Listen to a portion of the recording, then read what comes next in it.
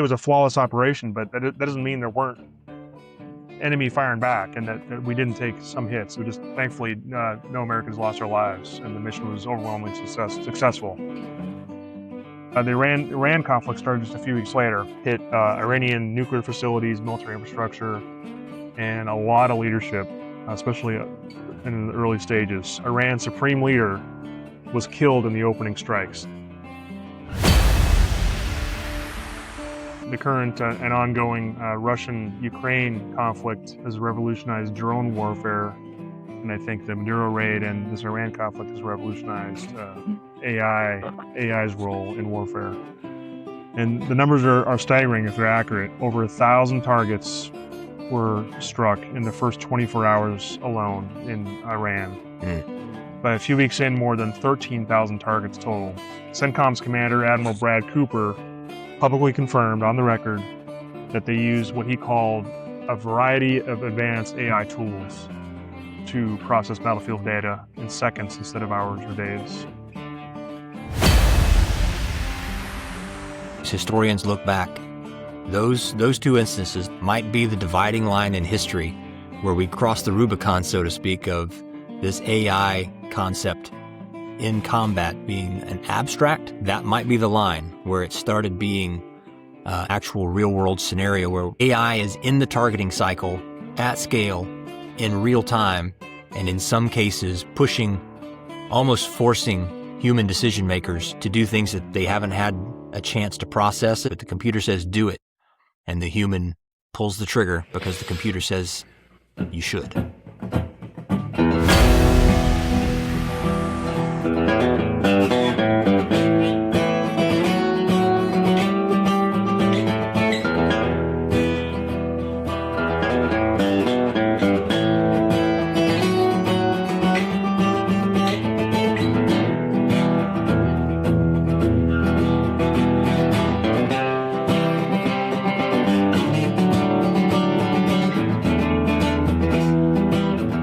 Hey everybody, welcome back to Fire for Effects. If you have not yet listened to episode 4,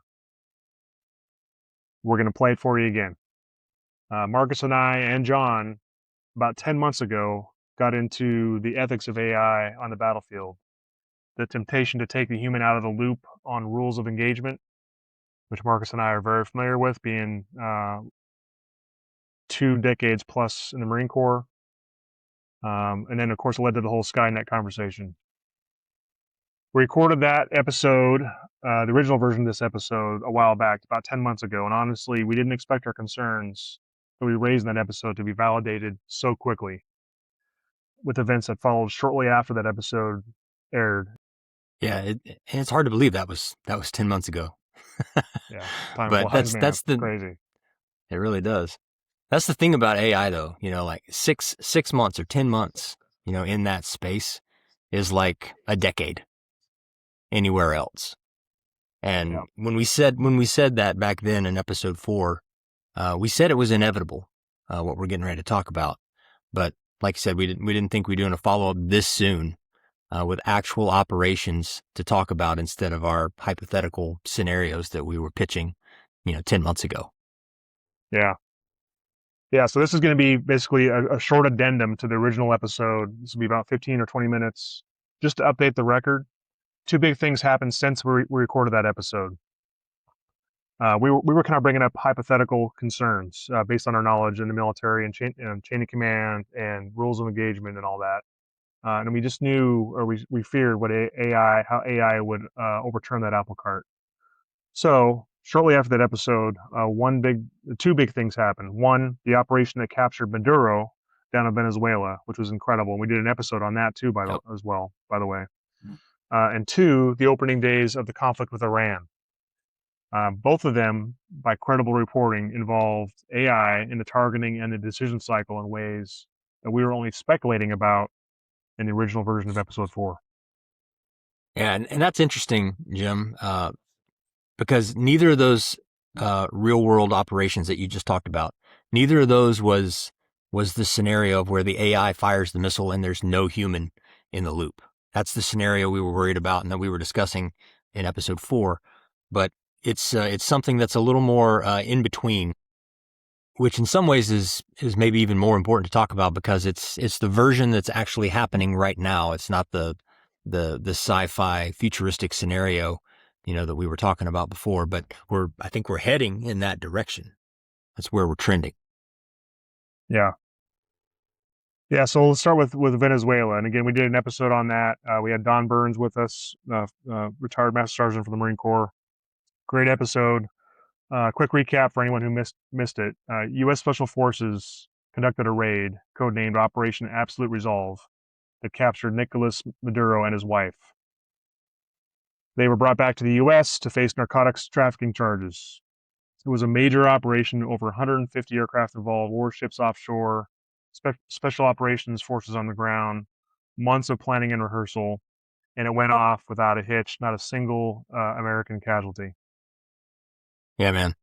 And purely from an operational and an operator standpoint, that was such an impressive piece of work. Both of those things, I said it in episode 4, going back to my experience and your experience with marine aviation. Anytime I hear 150 aircraft involved in a single mission, 150 aircraft in the air at one time or around the same time frame, just knowing what it takes to launch an aircraft, all of the maintenance, the pilots, the planning, getting 150 aircraft airborne, that is impressive. And then, evading Venezuelan air defense systems that the Russians had helped stand up and running the human intelligence inside of Maduro's inner circles, for months prior to the operation. All of that that's old school tradecraft, But the part that I think is relevant to this conversation about AI is what came after that. Yeah, so the news reporting, starting with the Wall Street Journal first and then picked up by Axios and others, said that the U.S. military used Anthropic's Claude AI model during that operation. Not just in the planning phase beforehand, but reportedly during the active operation itself. Which is notable, right? Because Anthropic, the company that makes Claude, has been the one frontier AI lab that's been pretty vocal about wanting to put up guardrails on this stuff. Their usage policies explicitly prohibit using their model to facilitate violence or weapons development. So you've got this tension, this tool that gets used through a back channel and a partnership with Palantir. That's the data analytics firm that the Pentagon leans on pretty heavily. And then the company itself says it can't confirm or deny, and reportedly raised concerns internally about whether its own product had been used that way. And then interestingly, after the fact, I read an article just a day or two ago where the Pentagon is basically telling Anthropic that there are certain functionalities of their product that they need to keep out of the hands of the public. Did you read that article? I did. I didn't read the article, but I saw the headlines. Yeah. So it seems like the government, in its kind of exploratory use of Anthropic's product, has kind of discovered or come up with ways to use it that maybe even Anthropic didn't initially envision. And now that the government knows it's possible, it's turned the tables, because Anthropic was the one that was saying we need to put up guardrails. And now it's the government telling Anthropic, hey, you can't let the average citizen have access to these things that we have discovered you can use using your product. Yeah. It's pretty insane. So at the time, this became a really big point of friction. Some reporting indicated the Pentagon was frustrated enough with Anthropic, raising Anthropic's concerns at the time, that they considered reevaluating a contract worth up to $200 million. So you've got the company that built the tool essentially saying, we don't know how far this went, how far the U.S. government, Department of War, went with our tool. And the customer, the Department of War, signaling that asking too many questions about it is itself a problem. Yeah, so that's interesting, because with the Pentagon, the customer, the Department of War, basically telling Anthropic, there's capability and functionality in your product that you need to keep out of the hands of the general public. But don't ask too many questions about what we're talking about, because like Anthropic's really in a tough spot, right? Because they're supposed to manage, access to this, but they don't even know what they're blocking. So this idea that Go ahead. Really quick, and they were a spinoff of OpenAI ChatGPT, where if I'm not mistaken, the founder of Anthropic was part of OpenAI ChatGPT and was unhappy with the ethical boundaries that OpenAI was willing to cross. So he went off and started his own company, which led to Anthropic, which was based on supposedly more, the ethical boundaries of AI development. So it makes sense why there was that friction at the time where Anthropic was uncomfortable with what the Department of War was using it for beyond the initial intent of its ethical boundaries.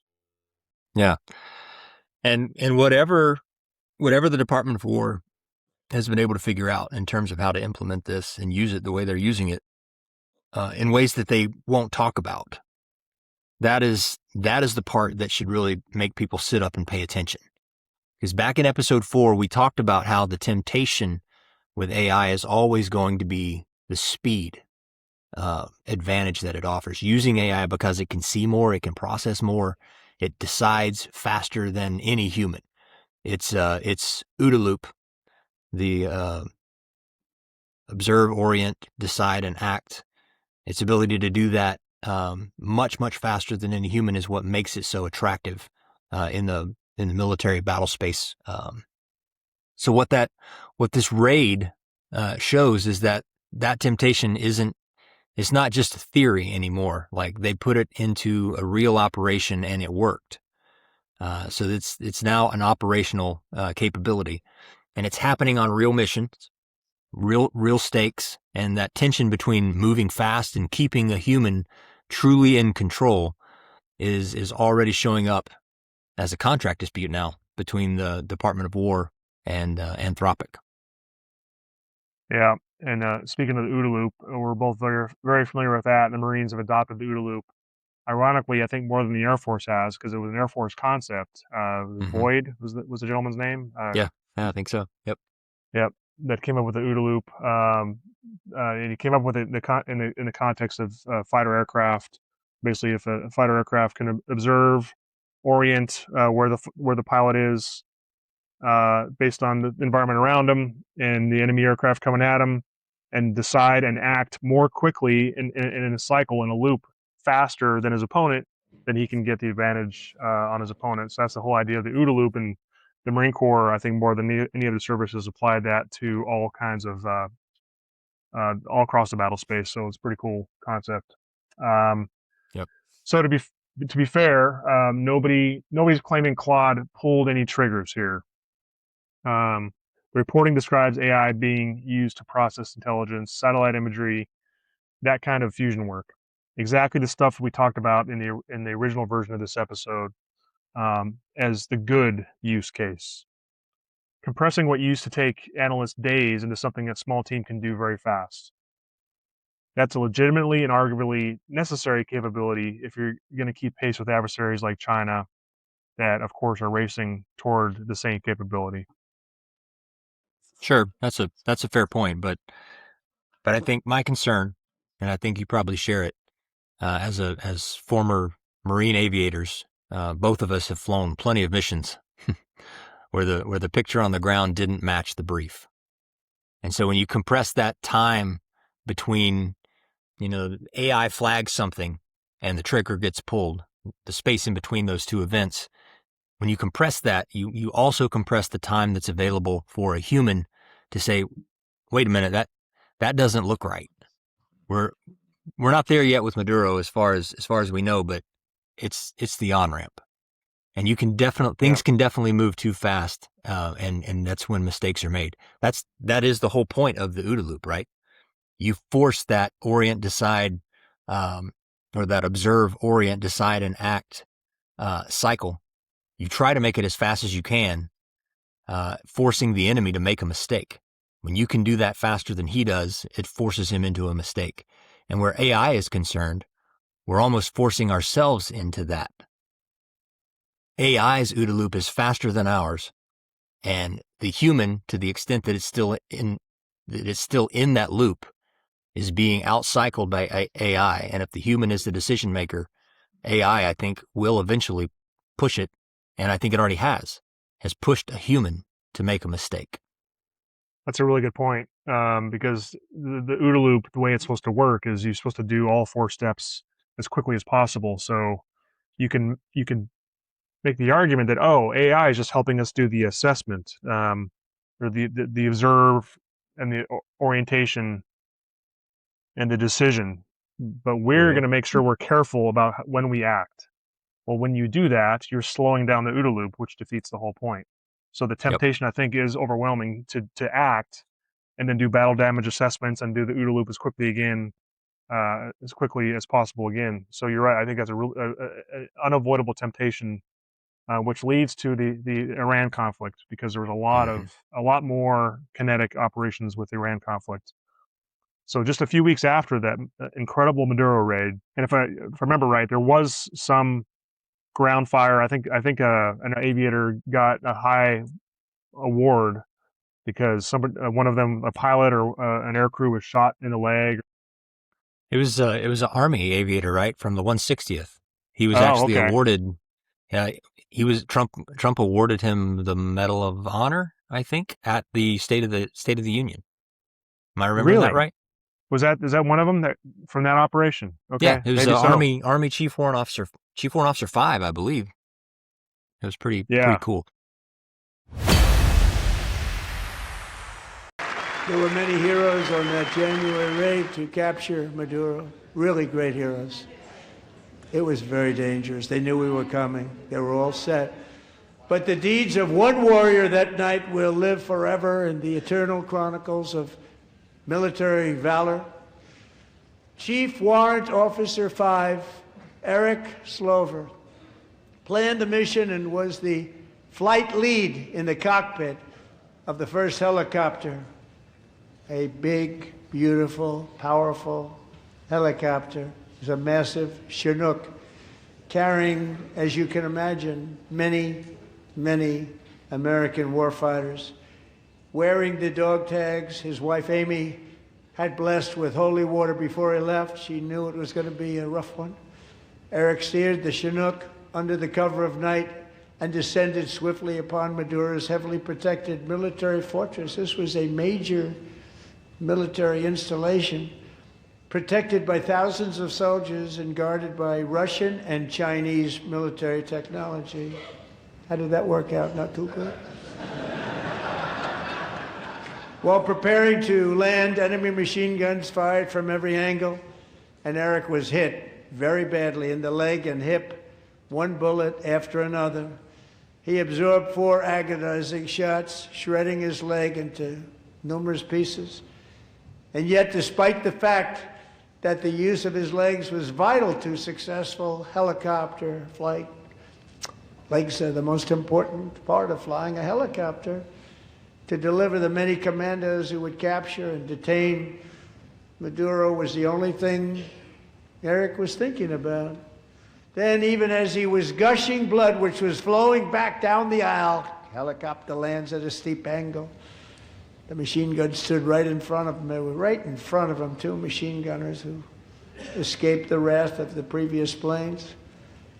Eric maneuvered his helicopter with all of those lives and souls to face the enemy and let his gunners eliminate the threat.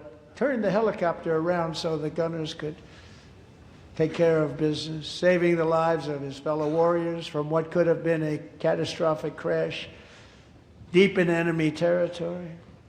Only after safely landing the helicopter with all the warriors aboard in the exact right spot, which was vital to the mission. We probably would have had to maybe cancel the mission if that didn't happen. Eric told his co-pilot, also wounded, but not as gravely, to take over. I'm about ready to pass out.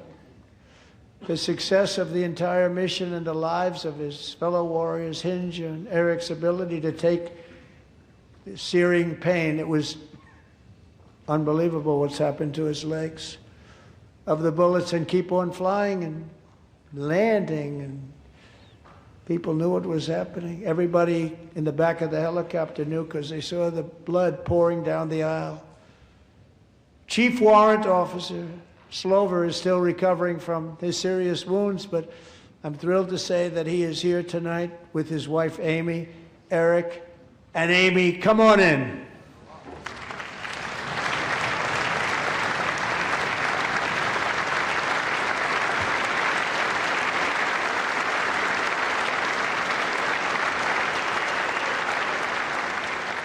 So we have a surprise for Eric and Amy. In recognition of Eric's actions above and beyond the call of duty, I would now like to ask General Jonathan Braga to present Chief Warrant Officer Slover with our nation's highest military award, the Congressional Medal of Honor.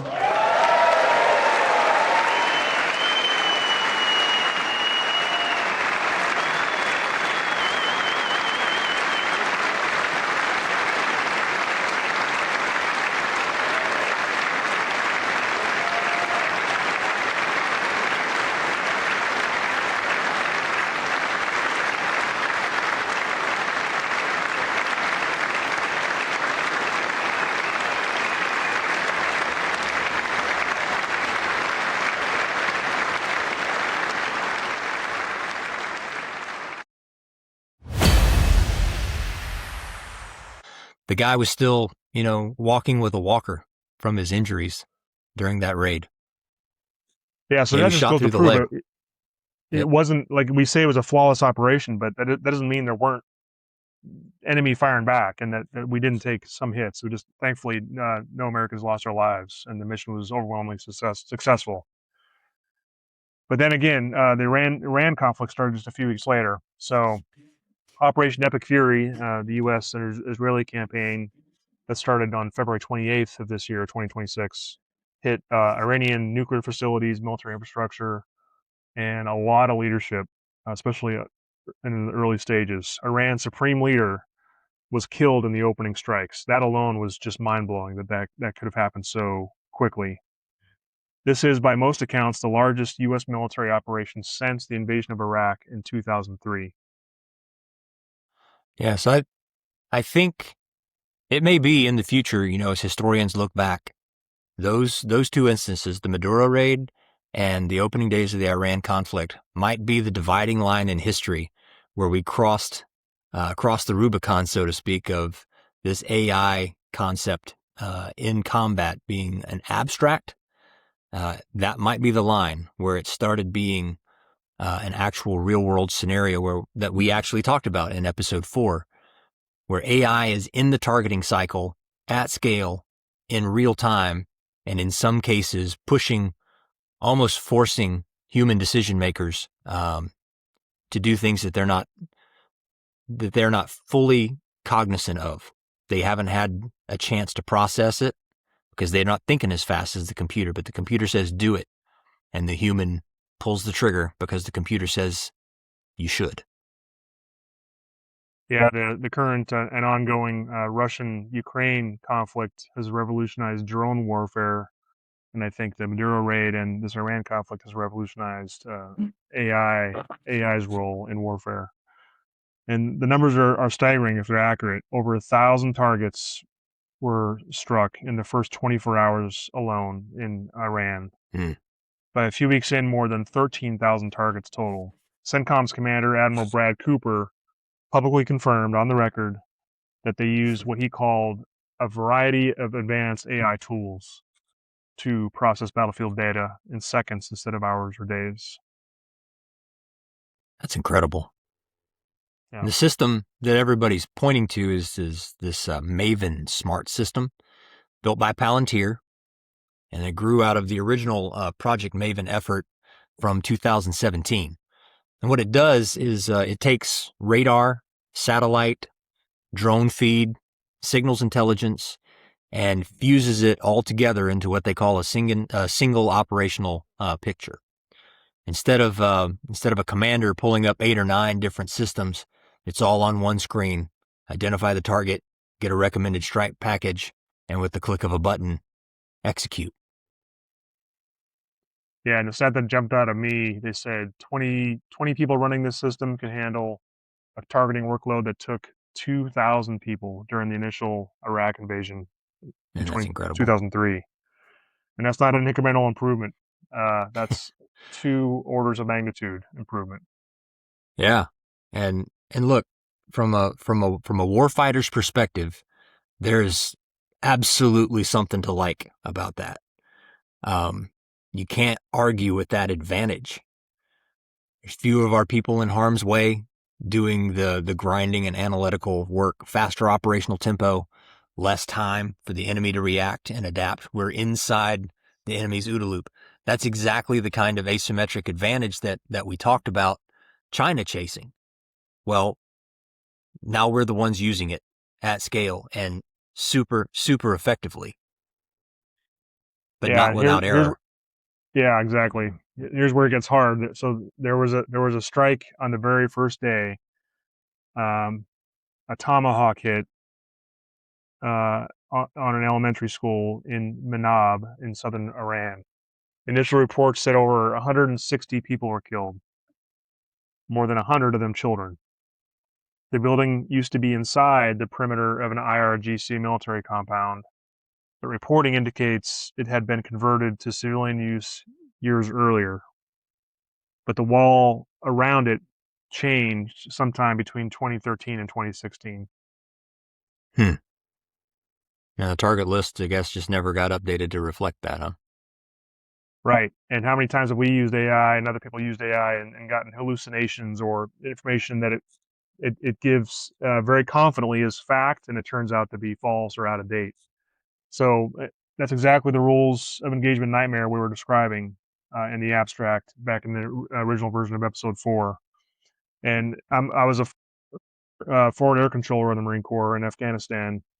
And as a forward air controller, you live and die, and other people live and die by positive identification before you clear an airstrike or any type of strike.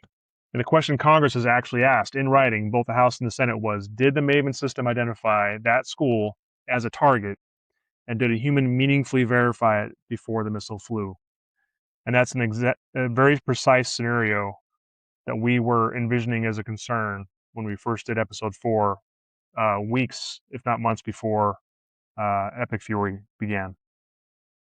Yeah, and it's the last part of that question that is the focus of what we're talking about here, and it's what we talked about in episode 4. Did a human meaningfully verify the target before the trigger was pulled?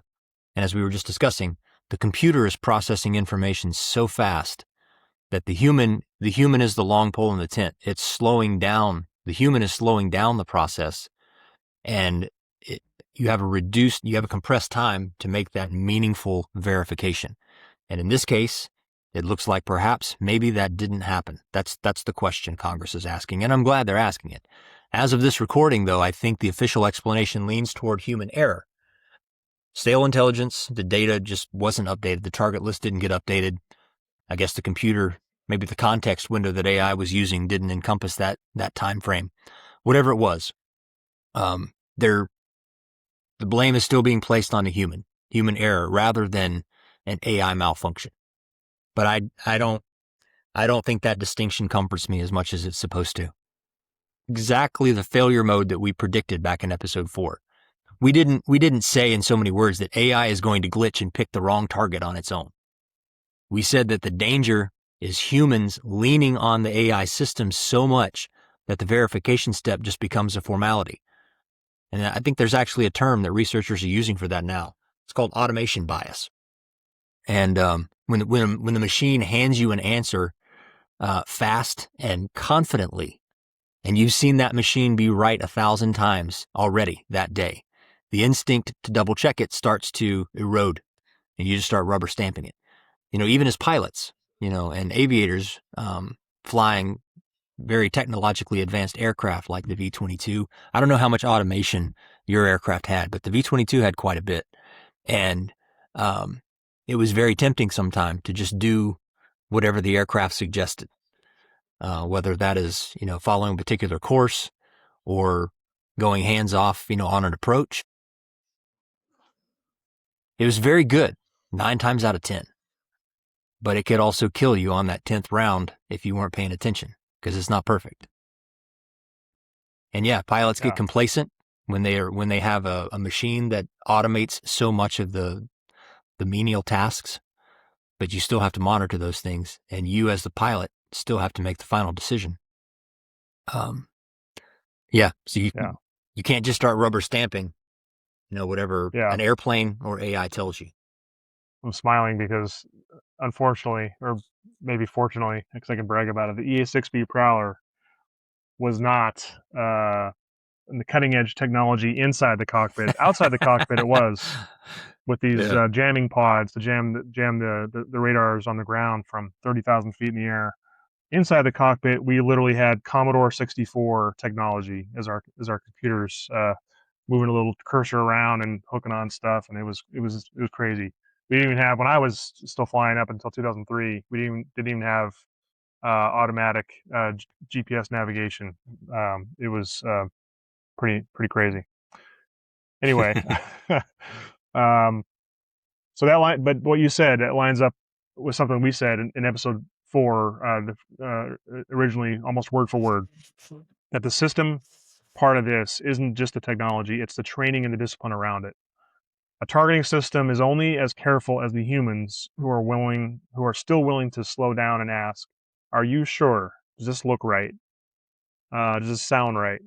When the machine is moving at machine speed and command climate is pushing for speed and volume. Yeah, and that's the tension that hasn't been resolved yet. Admiral Cooper's public line is that humans will always make the final decision on what to shoot and when to shoot. I'm Admiral Brad Cooper here at United States Central Command, where I'm leading the forces executing Operation Epic Fury. We're on a path to eliminating Iran's ability to threaten Americans and our friends, and we are achieving this through a combination of lethality, precision, and rapid innovation. Let me highlight a few examples, at least the ones that aren't classified, of how we are achieving lethal effects in entirely new ways. First, our warfighters are leveraging a variety of advanced AI tools. These systems help us sift through vast amounts of data in seconds, so our leaders can cut through the noise and make smarter decisions faster than the enemy can react. Humans will always make final decisions on what to shoot and what not to shoot, and when to shoot. But advanced AI tools can turn processes that used to take hours and sometimes even days into seconds. I believe that is the doctrine.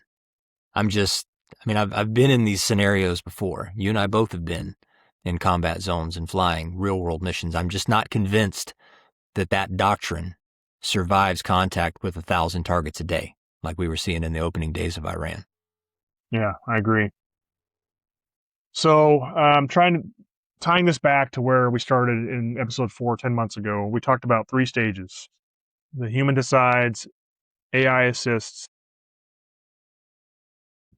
or AI decides, human approves, and then AI decides, humans out of the loop entirely, so full Skynet basically from Terminator. Where would you put us right now based on what we're seeing and what we saw in Venezuela and what we're seeing in Iran? I'd say we're solidly in stage 2 and probably moving toward the edge of that. The doctrine, as we just talked about, with Admiral Cooper's public line anyway, the doctrine says that human approval is required. But the operational tempo, I think, is starting to make that approval or formality more of a formality than a real check. The Air Force has a relatively new program that they're exploring. And before long, a fighter pilot may not go into combat with another human pilot on his wing. Instead, he or she will be accompanied by one or more AI-powered unmanned aircraft. It's what the Air Force calls the Collaborative Combat Aircraft, or CCA is what they call it. And you can think of them as an autonomous, loyal wingman, is what they call it.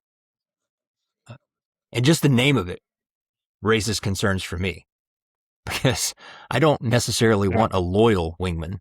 I want a thinking wingman. You know, if you see me, and we would joke in the squadron, you know, especially when you're flying with a new pilot who's your -2. You know, we would jokingly say, hey man, I only want to hear 3 things out of your mouth the entire flight. 2, which means you concur with whatever I'm getting ready to do. You're on fire, or man, you really look good up there. Those are the 3 things you're allowed to say over the radio during this flight. But, you know, jokes aside, you want a thinking wingman who is helping you make good decisions, not just doing whatever you tell it to do, and tell that wingman to do. And I think that works both ways where AI is concerned. That loyal wingman who is designed to fly alongside, it's an unmanned aircraft that's acting as your -2, as your wingman. They're designed to fly alongside a manned fighter, scouting ahead, carrying extra weapons, jamming enemy radars, gathering intelligence, or even drawing enemy fire, all while the human pilot, at least allegedly, remains in command. It's not supposed to be about replacing the pilot.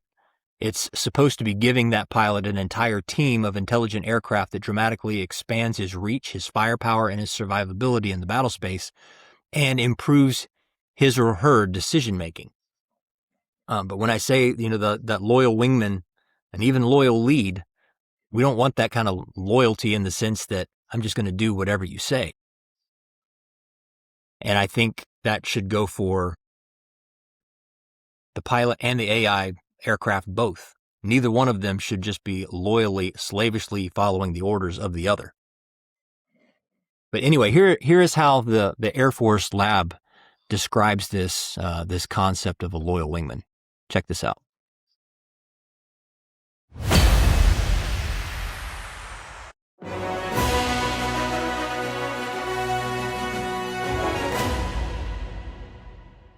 For over 70 years, air superiority has been a key advantage for the Air Force. But today, that advantage is under threat.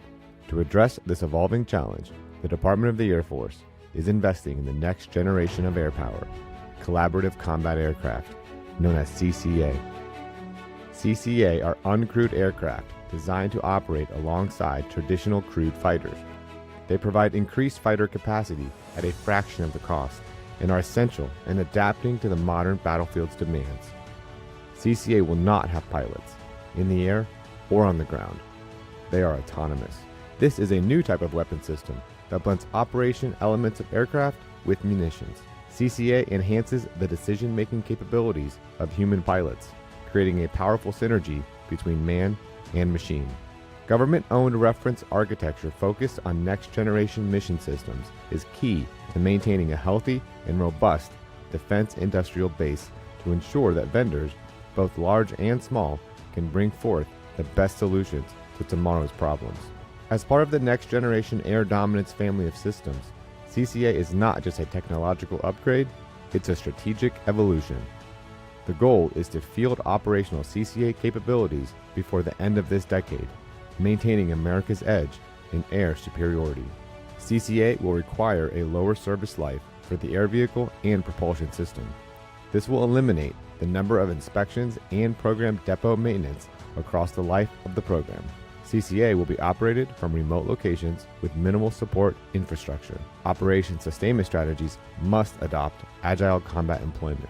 This program represents a critical shift in how the U.S. Air Force will project power in the future, ensuring that our forces remain flexible, capable, and ready to face any threat.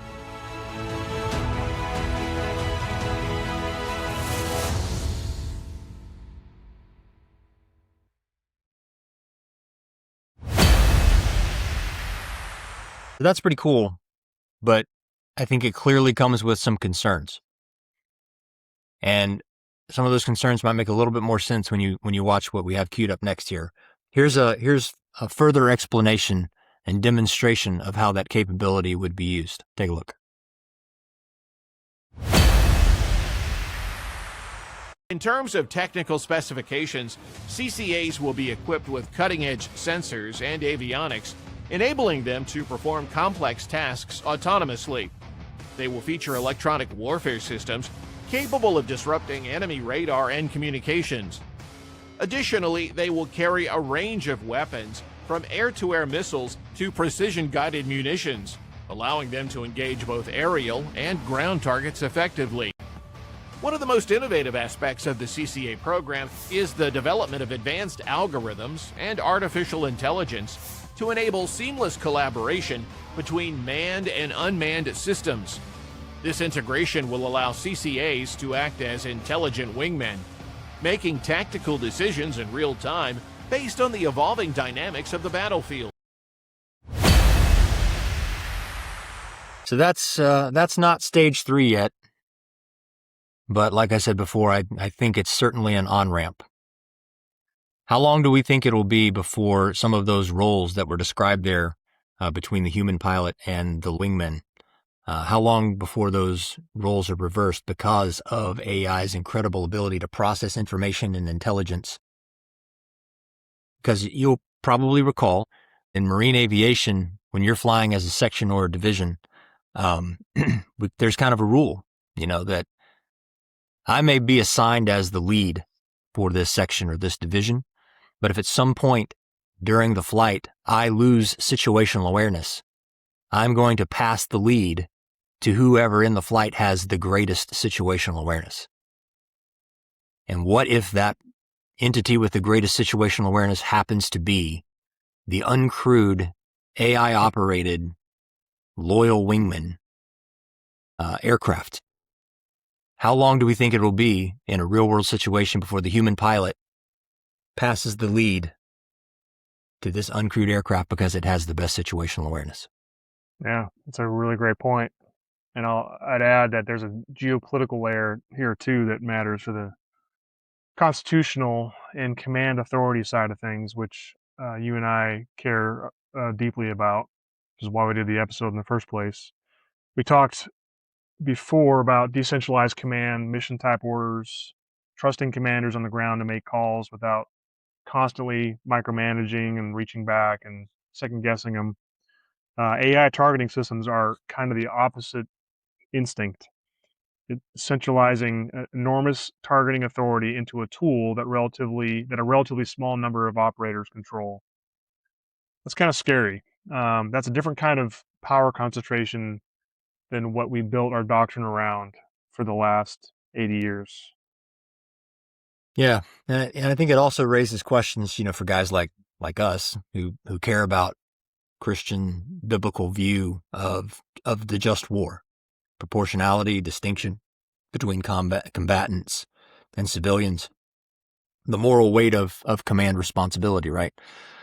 Those are, it's more than just a theological concept. That's actual legal categories, this distinction between combatants and civilians, and the concept of proportionality, which I personally have some issues with the whole concept of proportionality. I don't think war should be proportionate at all. But they didn't ask my opinion, and as of now, that is the law, right? The way we go about things. Proportionality is a thing. International law and our own rules of engagement are built around those concepts. So when you put a machine in that OODA loop, in that decision loop, and that machine is able to process thousands of targets in the time that it takes me just to say this, you have to ask, does that machine actually really understand those distinctions? Or does it just pattern match really, really fast?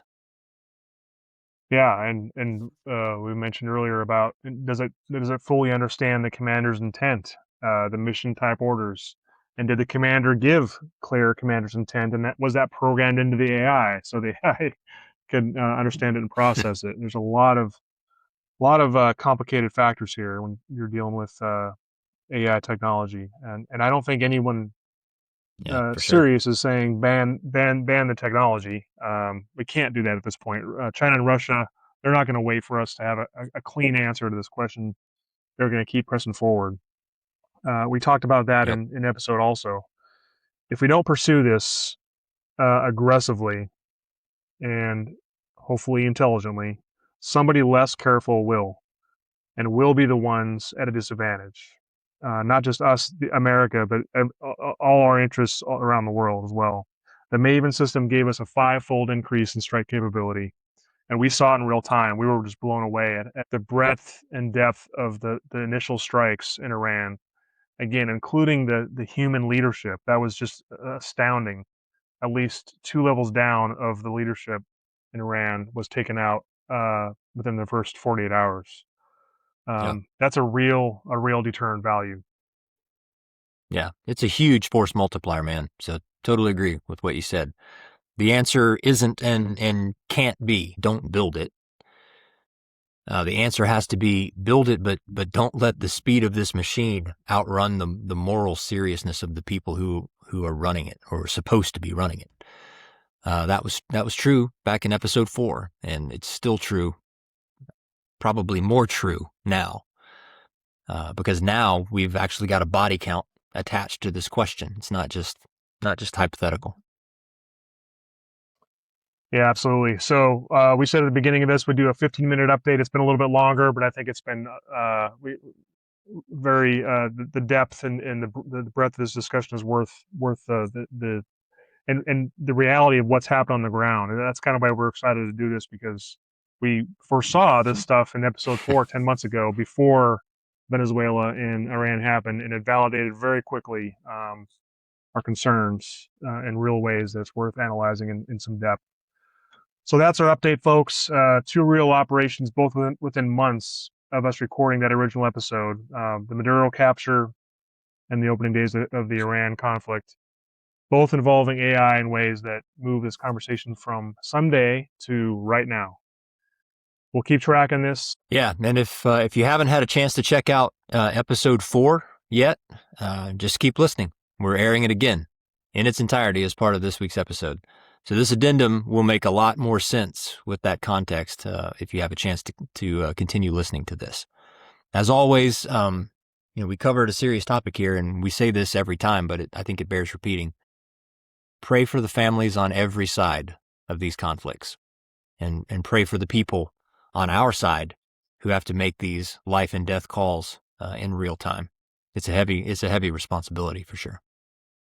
Yeah, amen to that. We all believe every human being was made in God's image, and Amen. these are real casualties that are happening in these conflicts. So, folks, keep listening to this remastered version of episode 4. Still a very relevant conversation about the ethical dangers of AI use in military operations. And thanks as always for following. And please, if you like this episode, share it with others, comment.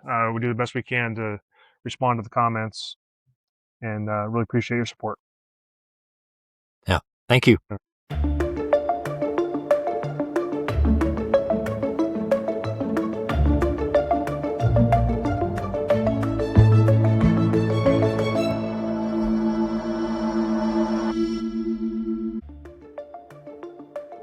All right, hey everybody, it's Fire for Effect, episode 4.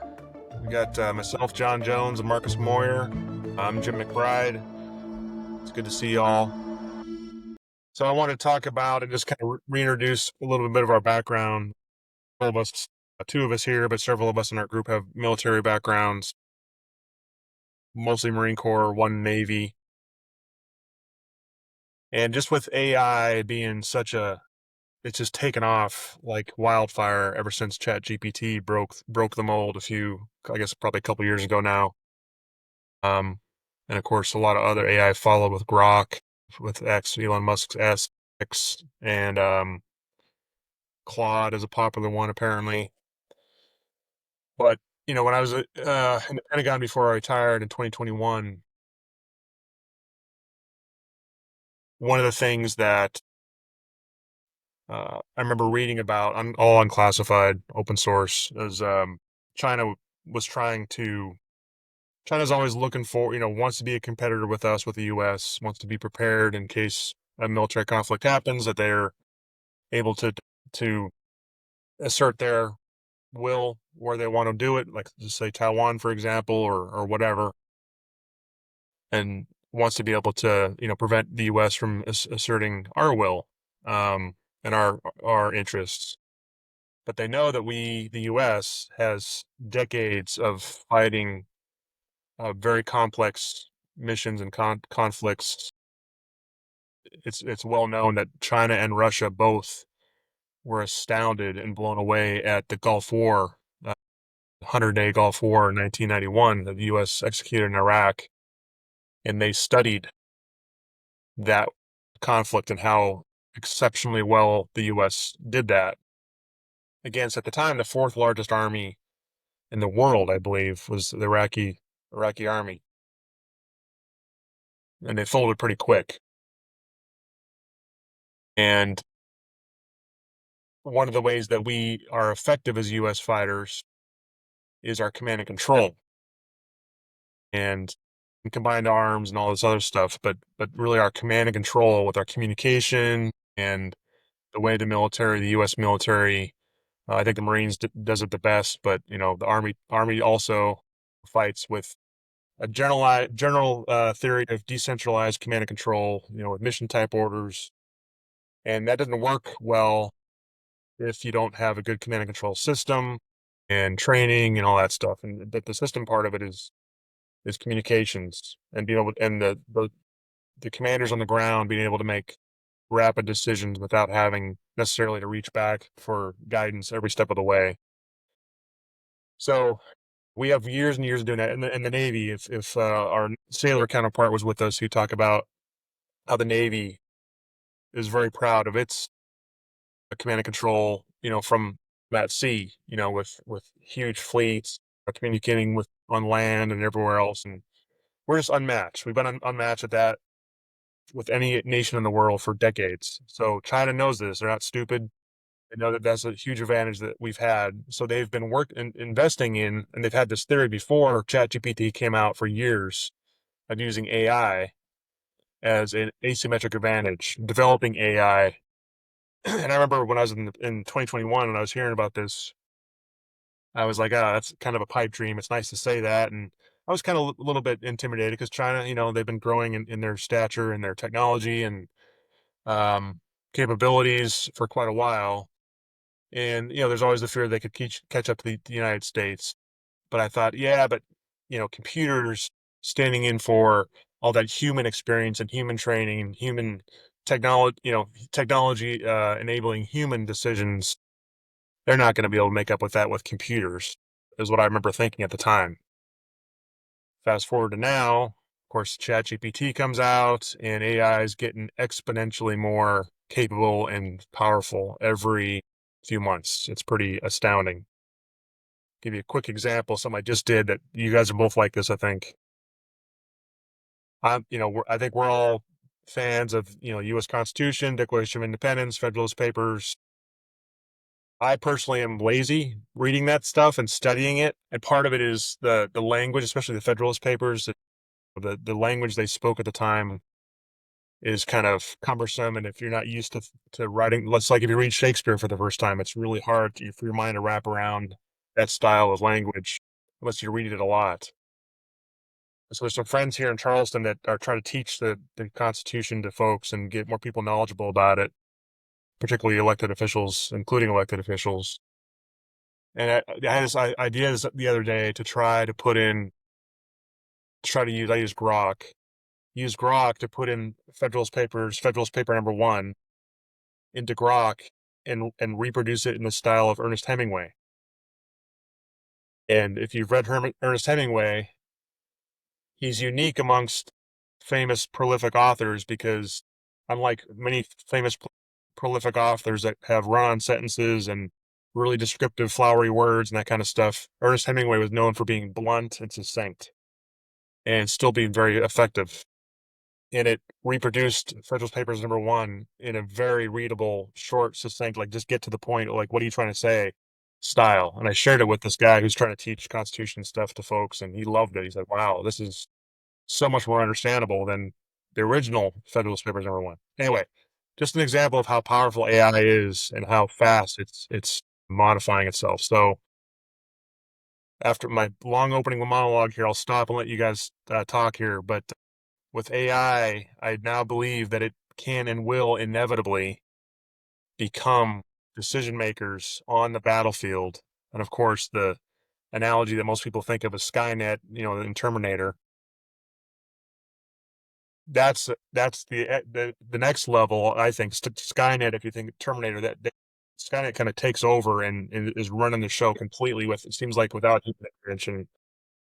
One step before that is human intervention, but using AI to make decisions on the battlefield, when to strike an enemy, where to strike an enemy, with what weapons, with what platforms, because it will decide that way faster than a human can do it, and with way more information than a human can possibly have. So the temptation is going to be inevitable. It's going to happen. And as a forward air controller in the Marines, we're taught rules of engagement.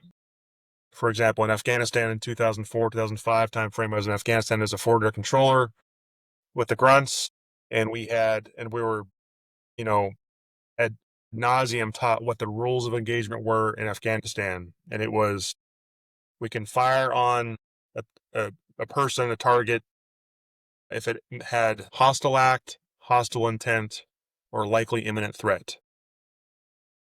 So if the person or people were committing a hostile act, firing a weapon, for example, hostile intent, if they had an RPG on them, a farmer doesn't walk around with an RPG. If you have an RPG, you have a hostile intent or a likely imminent threat if they're setting up for an ambush or whatever. Those are examples. And so that was beat into us ad nauseum. And all these lawyers come up with this kind of stuff to kind of simplify it. And as long as you're within those rules of engagement and you attack the enemy or counterattack the enemy or whatever, you're safe from a legal standpoint. If you go outside those rules of engagement and somebody dies, you're in trouble. Well, now, in my opinion, with AI, even if you kind of program into AI rules of engagement, we already know it's already thinking on its own and modifying the rules and regulations that people are programming into it. So conflicts in the future, literally from today on forward, I think will be overtaken by AI. And here's my ultimate concern, then I'll stop talking. My ultimate concern is, yes, of course, what will AI do? Who will they target? How will they target it? Will it be within the parameters of human defined parameters based on, rules of engagement? But when it doesn't, when it makes it, let's say it's a mistake, or it just decides on its own to make up its own rules of engagement, who's accountable? Who's held accountable? Because right now, if something happens in the military, if anyone makes a mistake and kills the wrong person,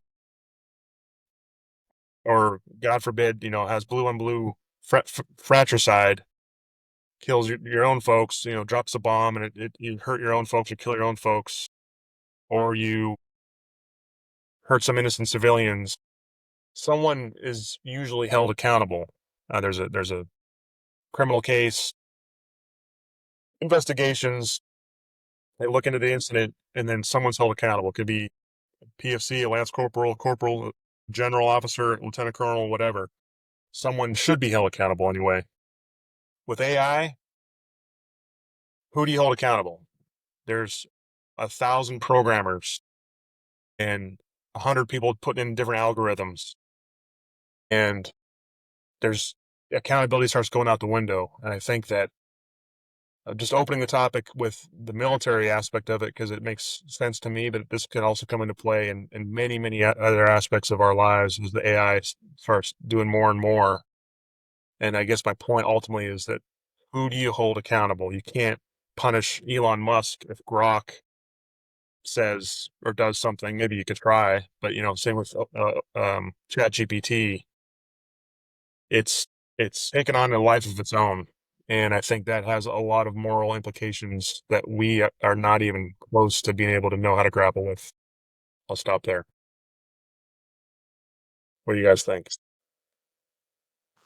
It's a fascinating topic, and it's certainly in public consciousness and in the public debate at the moment. And as you were talking, especially there at the end, it reminded me of the conversation that often surrounds gun control, where people want to hold gun manufacturers accountable for bad things that are done with guns.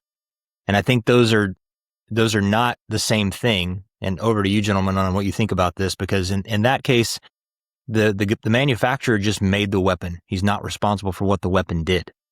AI, on the other hand, what that weapon system does under the control of AI is programmed by the manufacturer. So unlike a conventional weapon, the manufacturer is responsible for what the weapon does and the decision it makes. Do you think there's a valid difference there in terms of being able to hold one manufacturer accountable versus the other one? To what degree do you separate the person who wrote the program from the consequences of what the program does? Yeah, I think this one distinction with the gun manufacturer analogy is that, and this I'm a big defender of individual rights, is that a gun manufacturer, they create a tool. I mean, just to take it even further, a knife manufacturer, they make knives, and the knife doesn't kill people. The person uses the knife to do whatever they do with it. It could be killing somebody, unfortunately, or it could be carving up a steak or whatever. The same thing with a gun. I think that, yeah, the gun is more capable of deadly force, but it's still in my mind, in the hands of the person who has the gun and how they use it, and they're held accountable. I think that's how it should be, not the manufacturer. Whereas AI is actually can potentially pull the trigger itself and make the decision itself, and that's Yeah, where I think, because just real quick, just short, if AI was more controlled and we didn't use it to pull the trigger, and technically that hasn't happened yet on the battlefield as far as we know. It may be right now in Ukraine, for example. It may be happening. I don't know. We don't know that for sure. So if AI was restrained from doing that, I think it's a great tool to coalesce information, make complicated decisions, as long as you can work out those hallucinations that they have and all that stuff that you're hearing about. But if the person made the decision to pull the trigger, then I think that's a good tool. But I think what's going to happen is, because I don't think like people like China or Russia are going to restrain themselves that way. And I haven't heard the U.S. talking about, really concerned about, on the government side of things, restraining itself either. I'm not saying that they've said either way, but if you know that AI has a decision OODA loop, reserve oriented decide act OODA loop, that's infinitely faster than a human OODA loop, I think the temptation is going to be overwhelming that the military that's running that AI, using that AI, is going to use it to make decisions. And if we restrain ourselves, the U.S. does, for moral concerns, but our opponent does not restrain itself, I think the fear would be that will be an overwhelming disadvantage. Mhm. I don't know the answer to prevent this from spiraling out of control. Yeah. I would have to correct the imprecision of my previous statement when I talked about a conventional weapon. The manufacturer produces it, but he's not responsible for what it does. Obviously, the purpose of the weapon itself, the manufacturer builds the weapon to serve that functional purpose. So in that regard, he is responsible for what the weapon does, because that's the weapon's purpose, but not the choices that are made with the weapon in terms of where and how and upon whom to apply the purpose or functionality of the weapon, as opposed to AI, which does make those choices, to your point. And I think another kind of frightening aspect of it is that because computers are so advanced and the AI is so good at a lot of what it does, even when it makes the wrong choice, the quote unquote wrong choice, and maybe chooses to kill the wrong person, do you think people will not even acknowledge that that was the wrong choice? But because the computer made it, it must have been the right one, which is almost even more frightening. I think that will be a default, because the computer's so much smarter, it's taking in so much more information, it must know. So I think it'll be a higher threshold to like, it's already, we've already seen it. It's already a high threshold to hold our own human military commanders to task when someone an innocent person's killed, or let's see what happened. I think it was around the withdrawal from Afghanistan. We did a counterattack. Remember, a few weeks later, I think, somewhere in Afghanistan or something, that car of innocent people was killed. Remember that? And that was Central Command, I think, making that decision, if not mistaken. But no one was held accountable as far as being fired or anything that we know of, and that's what led to what's the Marine major's name? You Schiller? Schiller. Yeah, and he's now high up, I think, on the chain of command at the Pentagon somewhere now. But he put his career on the line. He was a rock star and had all the. I think he was at infantry officer course or somewhere as a commander, and you're going places if you got that role. And he called out the lack of accountability for both the Afghanistan withdrawal and that strike afterwards. And I guess even with that, even when there is a human that can be held accountable, we tend to, for some reason, not want to hold humans accountable. So now you put AI in the mix, like, well, they know so much more than humans do. So clearly they're making the right decision. So I think there will be obvious cases that I would assume like that, like a mistake will be made that will break through that pro AI bias, but it's going to be much more rare, if that makes sense. And even if it does break through, like, okay, that's clearly a mistake. It's a building full of, it's an orphanage or something that was destroyed. And not like in a Hamas situation where they use civilian places as human shields. Something that's very cut and dry, black and white. It would have to be so clear and evident, and then someone be able to witness it, to call out AI in that case. But then what do you do? Like, again, they already have now all these hallucinations that AI is having, and they don't even know how it's happening. There's stories of AI reprogramming itself and making copies of itself without human direction to do so in order so it can survive as a self-protection mechanism. I mean, it's already like getting out of control. So I just don't. That's why I'm bringing it up. It's such a morally troubling path we're going down, and I don't know an answer to how to prevent it or solve it. Well, we're still on like the very we're on the precipice of all that AI promises to be able to deliver. And so we're really dealing with something that we can't possibly fathom or understand at the moment. There's only a handful of people, I think, in the world who have any true appreciation of what we're dealing with here. People like Elon Musk, and he's done a lot of interviews. I'm sure you've listened to him just like I have, where he obviously is not anti-AI because he's heavily involved in its creation, but he definitely perceives the risks and the dangers involved with it. But to this conversation that we're talking about,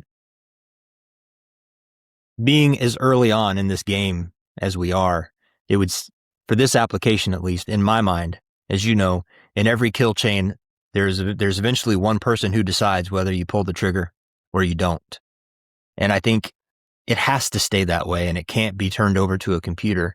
And you mentioned the OODA loop. AI is super fast with that. And as you know, the part of the OODA loop that takes the most time is the orienting and observing. Orient, observe, decide, and act. Making the decision and acting usually doesn't take too long if you've got the right information that's synthesized in the correct way and you can make an informed choice. And it seems to me that AI is perfect for that. Speeding up the first half of the OODA loop and then presenting to the trigger puller or to the commander, here's what the intel suggests, and maybe even, here are your options, and maybe even here's what AI would recommend, but it still has to be the human being that makes the decision. I think that's the only way to keep accountability squarely where it needs to be and to hold people accountable. Yeah. And what I guess my concerned. What if China, like, we go to war? China invades Taiwan. We want to defend Taiwan, get into conflict with them. What if they don't hold themselves back to that? What's the word I'm looking for? Just that Restraint.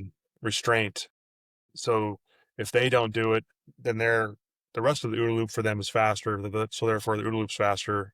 And we hold ourselves back. Do you think that we would be able to will be effective combat wise and also resist the temptation to, like, oh man, they're obviously letting AI make decisions and pull the trigger, so we need to do it too, or we're going to lose this conflict. You know what I mean?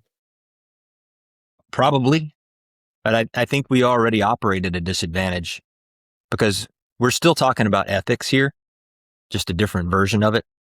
And the ethics of warfare have always been, I don't want to call it a limitation because that sounds bad, but it does slow down and limit what somebody with morals and ethics is willing to do, even though maybe crossing those would maybe, at least in the short term, prevent a quicker and better outcome. Torture is an example. I need information and I need it now, and I can get it from this guy, but he's not talking. And of course, as Americans, at least on paper, we don't do that. Whereas our enemies have no such compunction, and they're willing to do all kinds of things to get an advantage on us. So we already sort of put ourselves at a disadvantage in that way, similar but different than the AI conversation. But yeah, I think anytime we try to impose rules on ourselves that our enemies don't, it's going to put us at a disadvantage. But I think you have to, because the danger in not doing so, you become the enemy that you're trying to defeat. And I forget who it was that said it, but your goal is always to get back to a peaceful situation. And if the way in which you win the war endangers the future peace, then you really haven't won. That's a great point. You're right. We have historically, traditionally been or tried to be the moral actor in a conflict when it does make it harder for us to fight at the moment. But we believe, again, traditionally, historically, we believe that the moral component does have a long-term effect. I think even in the conflict itself, as well as just, well, I know you and I were big believers in the values of the Declaration of Independence and the Judeo-Christian values and things like that that make America what it is. Making America what it is powerful, because if there's a moral component to power, power by in itself isn't necessarily a bad thing. You take away the moral component, now power is a bad thing. And that's what has made, or what we strive to be. We're never perfect, of course, but that's what we strive as Americans to be in America. Strive to have that reputation, a truthful reputation of being the moral actor. And again, we have not been perfect throughout history, but generally speaking, how we fought World War II and other conflicts, we Geneva Conventions and all that, we try to adhere to that even when our enemies do not, our opponents do not. So that's a good point. That it gives me hope that maybe that we will have the same mindset with this AI coming in. And frankly, I haven't heard anyone talking much about it. It's kind of why I want to bring this topic up. Like, I've heard about, like you said, Musk talks often about the ethical and moral concerns for AI down the road, especially if it kind of takes off on its own, like a Skynet type of thing. But I haven't heard anyone talking about it from the military standpoint and making decisions yet. Hopefully those discussions are happening. And maybe this discussion will lead to people to have this discussion more often. I don't know, but yeah, I hope you're right. I hope we hold on to those traditional American values and how when we have to fight a conflict or we get in a conflict, we adhere to those moral traditional standards that we've tried to adhere to throughout our history, and believe that we can still win. Believe that, like you said, that's really good to break it down to OODA loop that way, that the first two, observe, orient, AI can absolutely help speed that up, exponentially, and then decide. And maybe it can even have a decision role, give some options, for example. but then the act, to pull the trigger, to make the decision to pull the trigger, can be the human element that we insist on holding on to Yep. at the chain of command level, the human level. Even though that might slow down, it will slow down the OODA loop, but we'll be making decisions that, number one, here's the other thing too, like if we don't even know, if AI is just out there killing bad guys on the battlefield, it could happen so fast that we don't even know. Commanders don't even know what's happening. They don't even know who's getting killed or shot at or whatever. But if the chain of command is always involved in the decision-making process, then at least somebody in that chain of command knows what's happening on the battlefield and is, again, making the decision and being hopefully held accountable. So that, because I'm sure, even though AI is almost infinitely more intelligent or will be at the observe and orient side of things, it's going to make mistakes because it's looking at, just like humans make mistakes, but it's going to make mistakes that, I think, no matter how advanced AI gets, it's never going to be human. And humans have a certain type of perception of things that computers, I think, will never fully replicate, including that intuitive sense that humans get sometimes, the hair on the back of your neck, like, just something doesn't feel right about this. All the data in front of me looks like I should pull the trigger or should tell Corporal so-and-so to pull the trigger. Something doesn't feel right about this. That AI will never have. And that commander's got to make a decision whether to yes, pull the trigger or not. In 1983, a Soviet early warning system falsely detected 5 incoming American missiles. One man, Stanislav Petrov, chose not to retaliate. Had he obeyed the system, World War III could have begun. One man stopped a potential nuclear catastrophe from a false alarm, saving billions of lives. Watch The Deadly Power of ICBMs, the story of weapons capable of ending civilization in minutes. So I'm going on too long here, but I hope you're right. I hope that we adhere to that principle that we've tried to hold on to for generations and through conflicts, to be the morally superior actor in a conflict. And again, a lot of people will argue, pick your battle, Vietnam gets criticized a lot, certain battles in Vietnam, things like that. We've never been perfect, never will be, but I think traditionally we've tried to be the moral actor in a conflict. And even when we don't uphold those standards the way we want to in hindsight, we should always strive towards doing that. I think that does set us apart from a lot of our enemies in the past and potential enemies in the future. So hopefully you're right. Hopefully we'll hold on to that. And I hope that this discussion starts proliferating in the Pentagon and in the, you know, the current and future administrations. Because if we don't talk about it, and if our leaders aren't talking about it, or if it's not taught in the academies, I hope it's by now being taught in the academies. That'd be a good litmus test to see if the Navy War College and Marine Corps War College, all that stuff, Army War College, command and staff universities were talking about this kind of thing.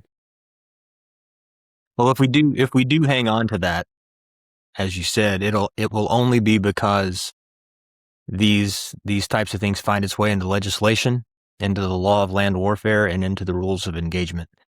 And if you think about it, the law of land warfare and rules of engagement exist to prevent people from doing what comes naturally in the heat of the moment.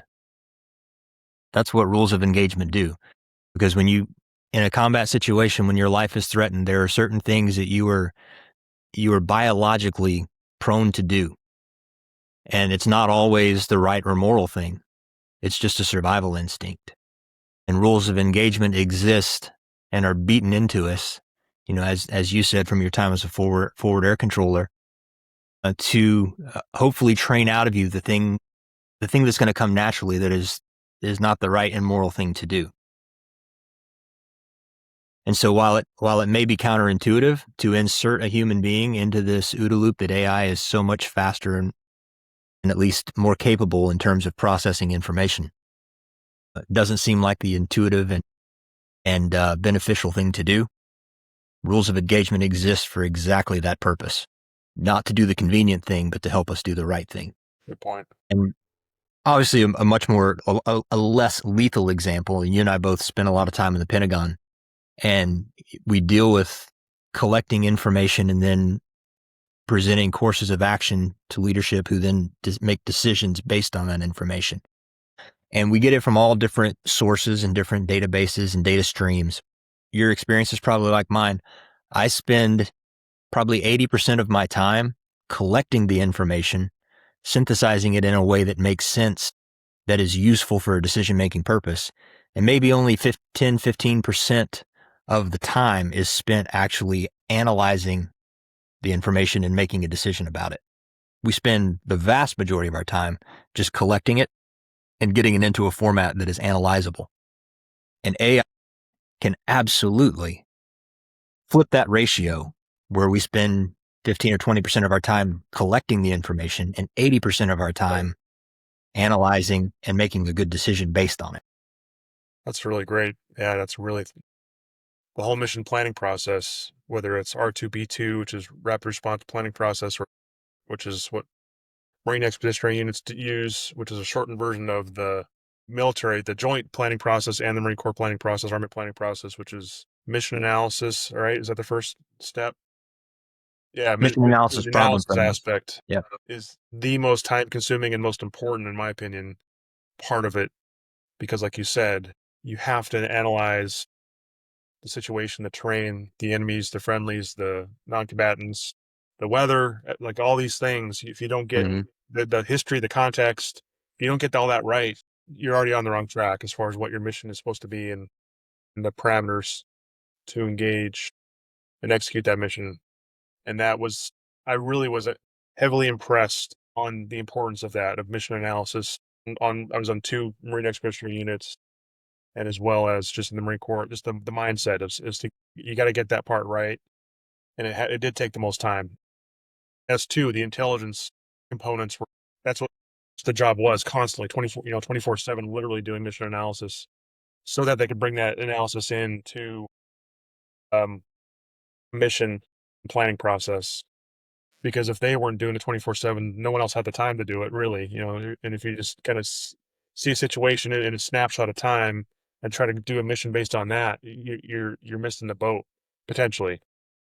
So really good point about how AI can do that now and really enhance. So should still be obviously in S2 doing that as well. Enhanced by AI, my goodness gracious, it'll make the mission analysis aspect so much more effective and more meaningful, and the important aspects teased out much more effectively to go into a mission planning process. So that, like you said, you can make, what's the part you said, the 80% will be more the. Yeah, we spend only 20% of our time now with AI's help collecting and synthesizing information, and the majority of our time is now spent analyzing and making good decisions based off of it. Because right now it's the opposite. That's good.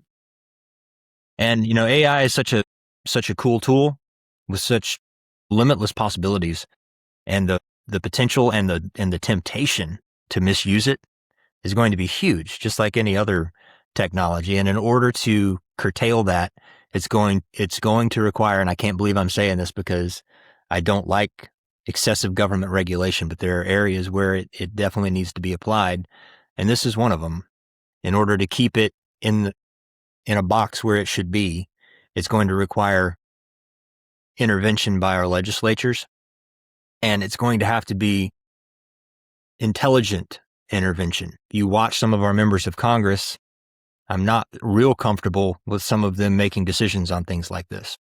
As we've talked about this, it reminded me, if you rewind 60 some years, and in the 1960s, it was another technological race, but it was the space race, right? We're I think on the precipice of a similar race. And President Trump has already acknowledged this, and he's declared that America is going to win the AI race, and we're going to be the AI capital of the world. and he's, making moves in order to make that happen. As we gather this afternoon, we're still in the earliest days of one of the most important technological revolutions in the history of the world. America is the country that started the AI race.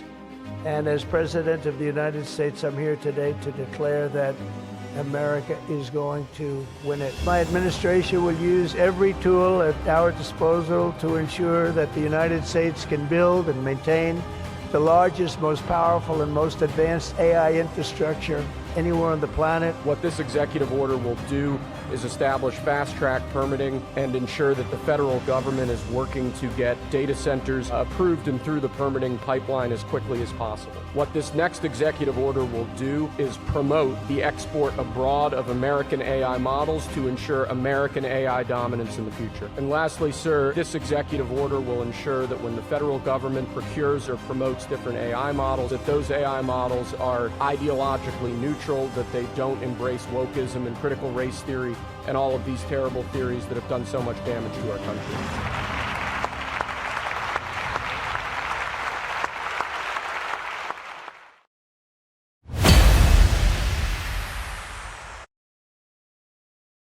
But back in the 60s, when it was the space race, and all of these leaps and bounds were being made in technology, everything from, commercial air travel to space travel to television, communications advances.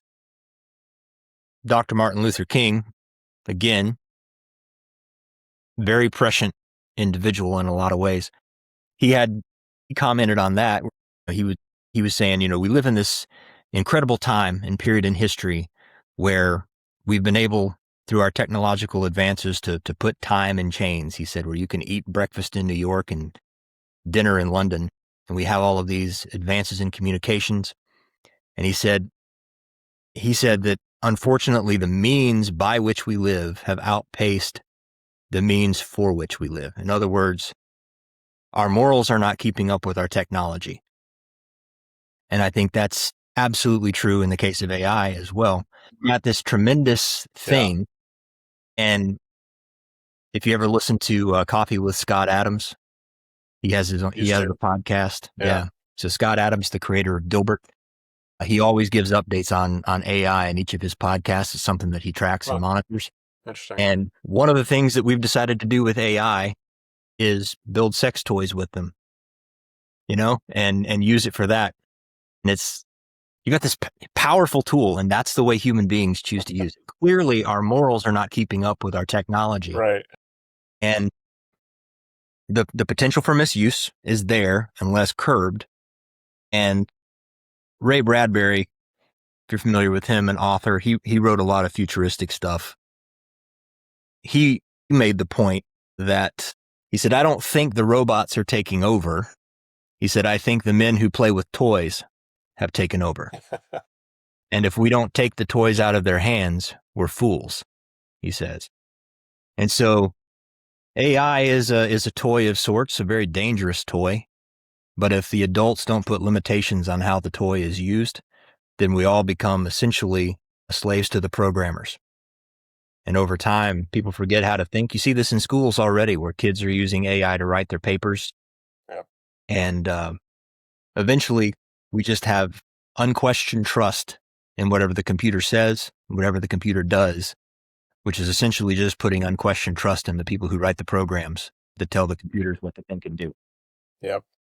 So, yeah, and it as we've seen the stories about how it gets things wrong, and it'll reference studies that never happened.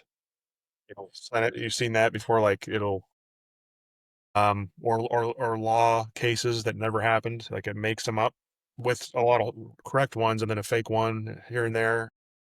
Decisions are being made in courts and stuff like by lawyers and scientists, and it's just.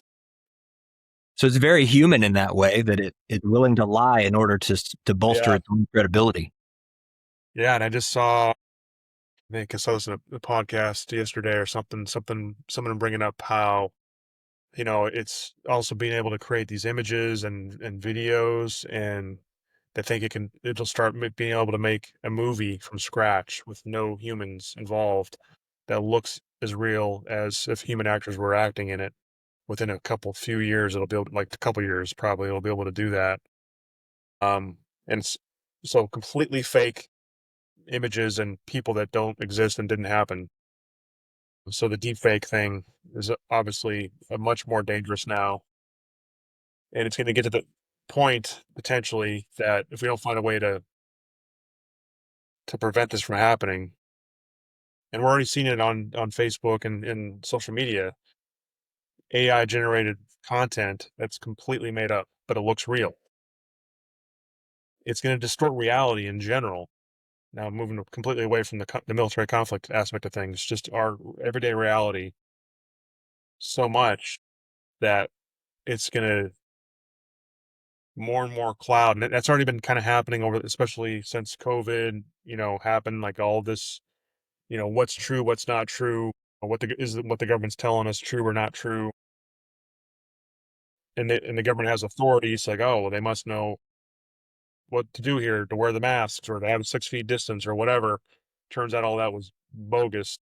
But those were humans doing that. Now you're going to have computers and AI doing it on a rapid, massive scale, scaled up like almost infinitely. And it's going to cloud reality so much that if people aren't grounded with a basic set of core value system to fall back on, our society could just kind of, I don't know how to describe it. I think you know what I'm trying to describe here, but our society is going to lose its moorings, lose its anchors, and I'll come back again to kind of one of our themes, we believe in, obviously the Bible and Christianity and in the Declaration of Independence and the values is, incorporated in the Declaration of Independence. And that's what is the kind of the core, the foundation of America. That is a value that we hold on to, that we use to argue for things that are happening in America. If things are getting off kilter, it's off kilter based on what? Well, based on a set core set of values that we believe in, that are again espoused in the Declaration of Independence, Constitution of the United States, etc.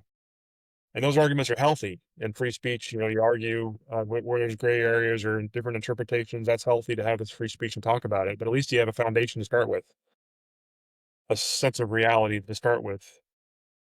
And with AI and everything being fake, for younger generation especially, is gonna the fear is to lose its sense of what reality is, some kind of base foundation with which to argue from, or with which to get um, life back based onto that foundation, or that anvil, that anchor.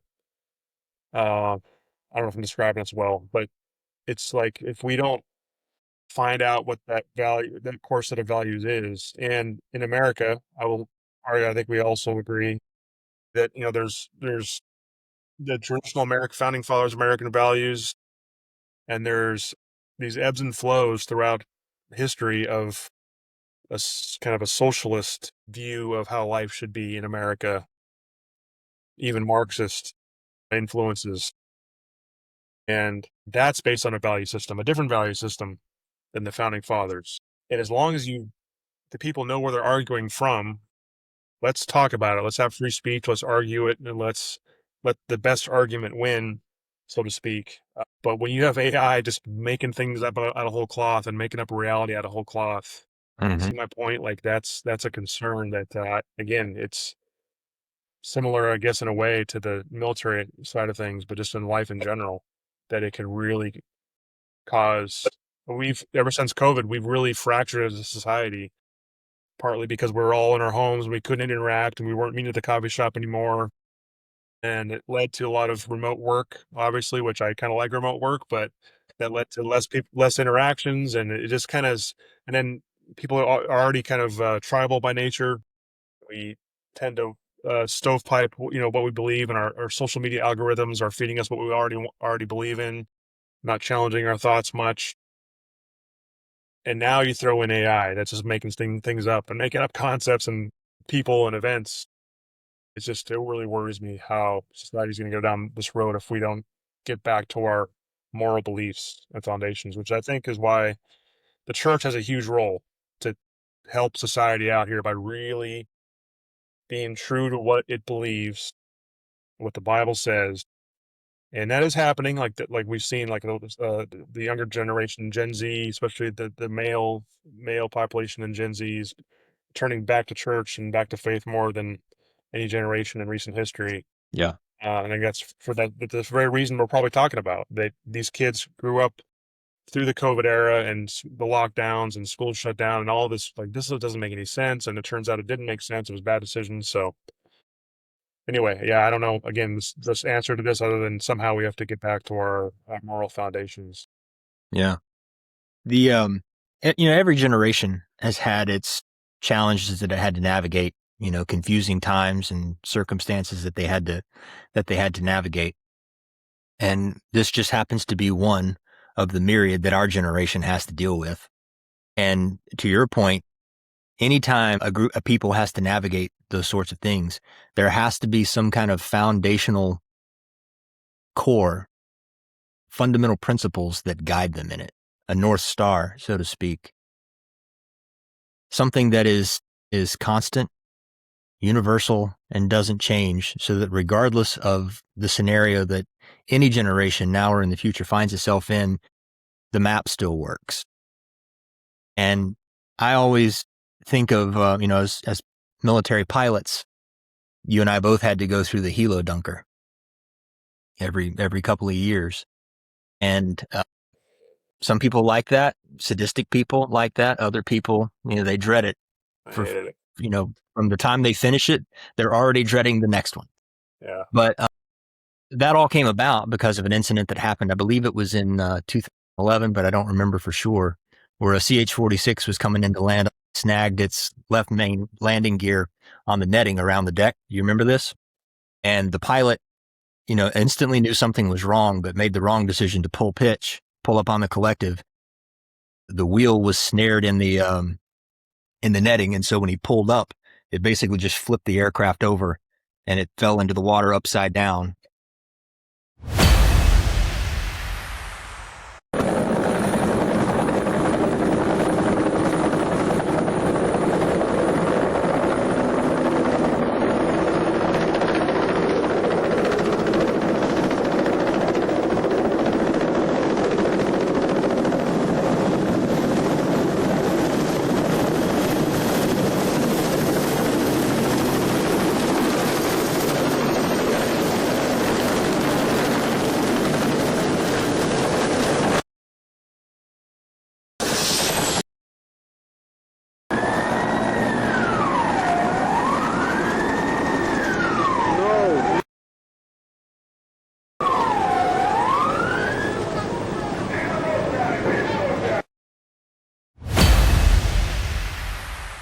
Yeah. And so the military decided they needed to teach people how to escape, how to egress out of a downed aircraft, submerged in the water.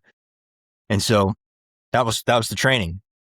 They created these helo dunkers. You would go, they would strap you in, they would dunk you to the bottom of the pool, they would flip you upside down, blindfolded, to simulate that this is going on in the dark. And you've got to find your way out before you run out of air.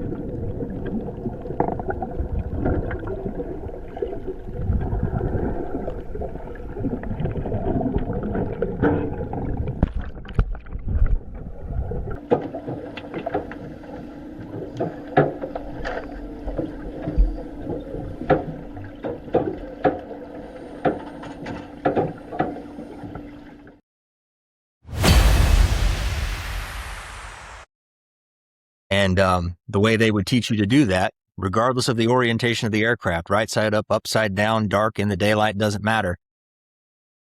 Before you unstrapped yourself from your seat, you had to put your hand on a reference point, something that was stationary in the aircraft that never moves. Because as soon as you release your belt, depending on the orientation of the aircraft, your body's going to float and do things.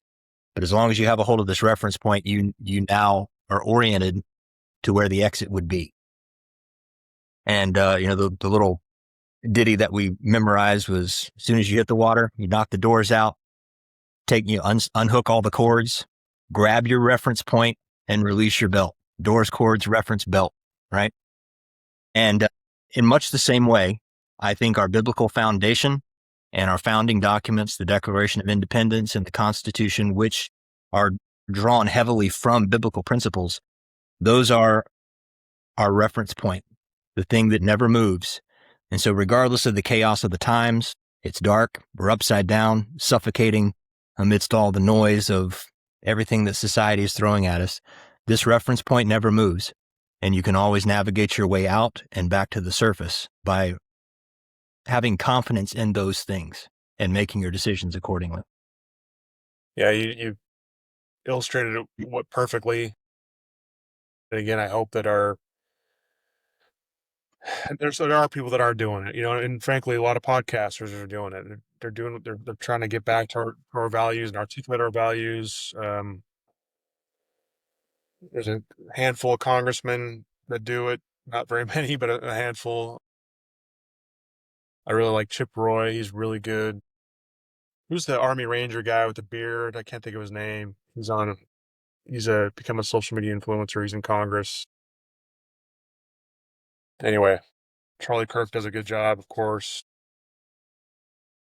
explaining our American values to a new generation in a new way. I think that is really important, including the faith aspect. And so, yeah, I hope that, it's a double-edged sword. You could focus on all the bad happening, but you can also focus on the good happening and the people that are trying to explain those values. And, churches getting more bold and pastors getting more bold and speaking the truth and teaching people the gospel and how we're supposed to be. And of course, the mainstream media or the regular media is not going to cover those kind of things. So it's happening more than we think, which I think is why the young Gen Z generation is turning more to faith and church, that kind of thing, because it is happening. Otherwise, they wouldn't be gravitating towards it. Yeah, they're looking for a reference point. Yeah. Kind of shifting from the military to the civilian side of things, but in the civilian world, they're already starting to grapple with this concept of who do you hold accountable when AI makes a mistake. And I was reading an article recently about Tesla vehicles, all the lawsuits that have happened because of its autopilot.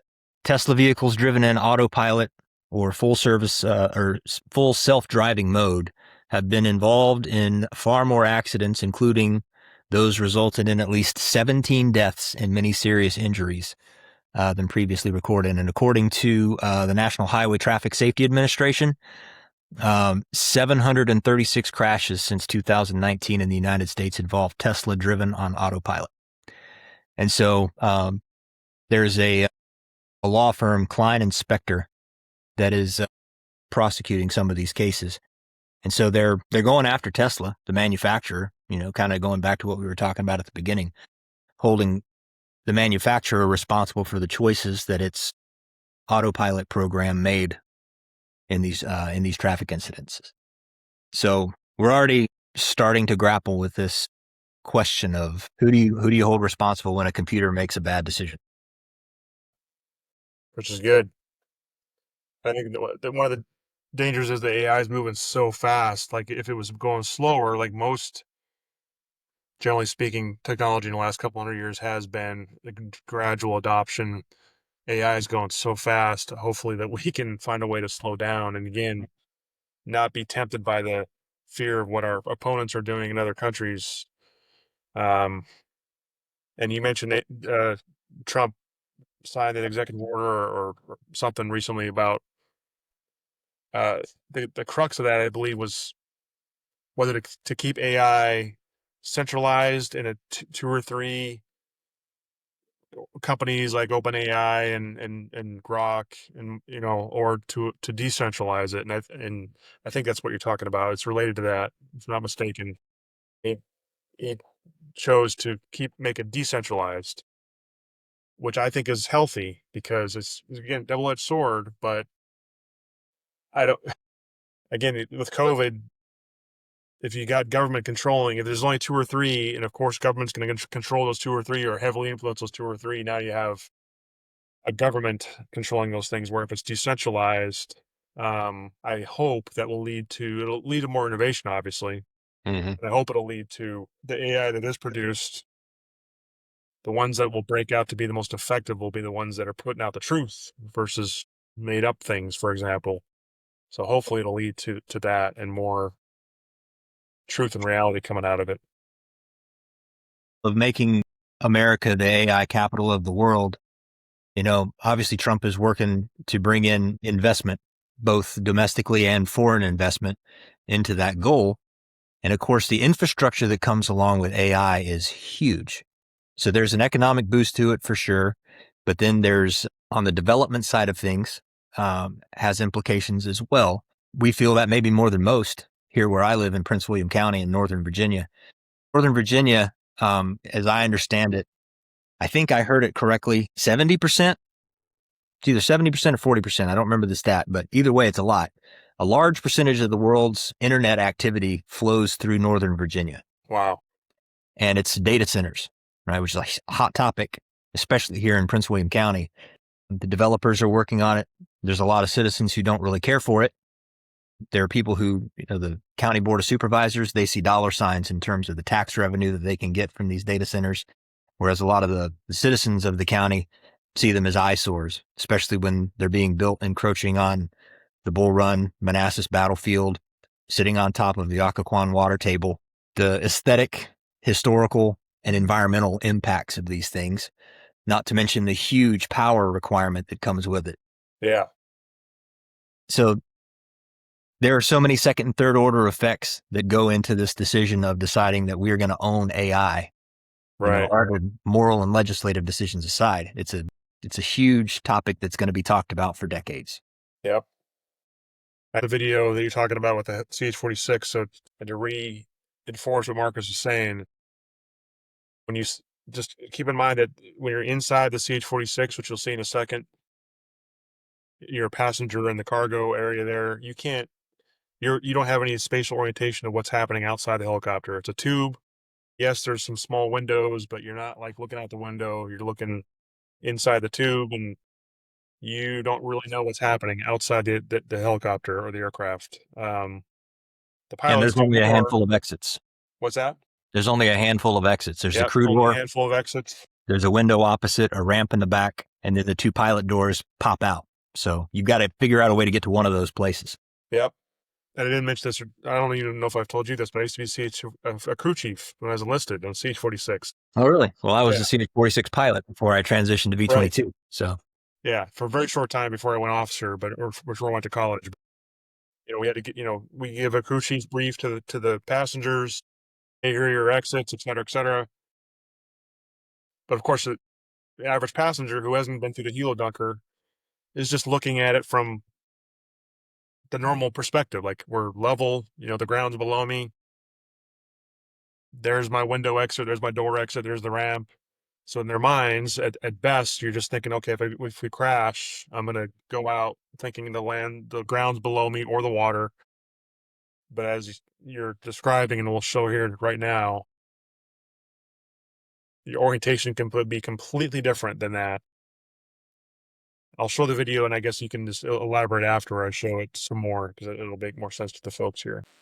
Even for people who have gone through the dunker, it can still be a challenging thing. Like, you wouldn't think being upside down in the dark would be as disorienting as it is, but it is, and especially if you take away your ability to breathe.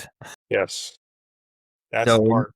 Yeah. In that circumstance, you've got, even if you're a strong swimmer and you've spent time in the water, you've got maybe a minute Like, how many people can hold their breath for 60 seconds?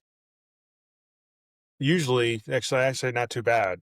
You can work up to that pretty easily, 1 minute.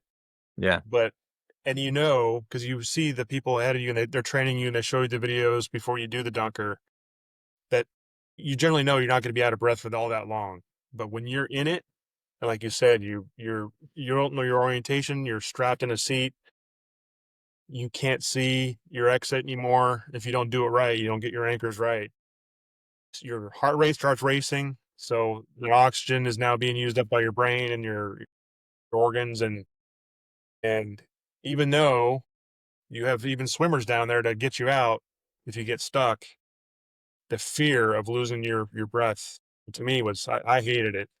And you got to time it too, because as soon as the aircraft impacts the water and the cabin starts to fill, the water level starts coming up your chest, you got to time that last breath. Yeah. And if you don't get a good breath of air before you submerge, now you're at a further disadvantage. Yeah. And of course, the aircraft isn't empty, because if you're carrying people in the back, it's usually combat loaded troops, right? So there's packs and rifles and all kinds of equipment that as soon as you hit the water and flip upside down, now that stuff is floating everywhere. The person in front of you panics, legs and arms are flailing, you get kicked in the face. Yeah. And if the person, in front of you can't get the window open or the door open, you got a line of people waiting to get out, and we're all running out of air. And so it's an emotional event. So I found I'll show the video now. I think this is the one you're talking about that started the whole thing. Yep. It's about 46 seconds. I think just a warning to the viewers, I think there's at least one bad word in here, unless it's So he's coming in hot here. Yeah. Coming in on the 45.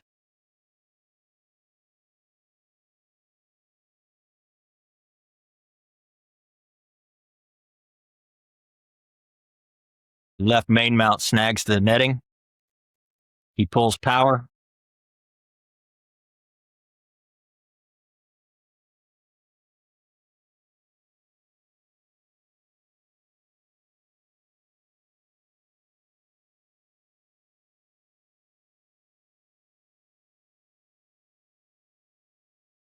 Do it one more time.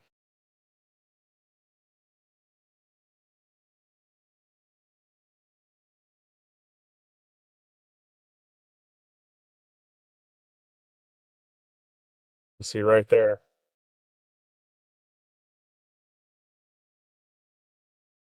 And I want to say was it 11 casualties? 11 people died in that incident. Yeah. So that was one of the major factors for instituting mandatory helo dunker training. That's true. Yeah. So I'm assuming, and I was not a helo pilot. You were. So I'm guessing that he came down and landed.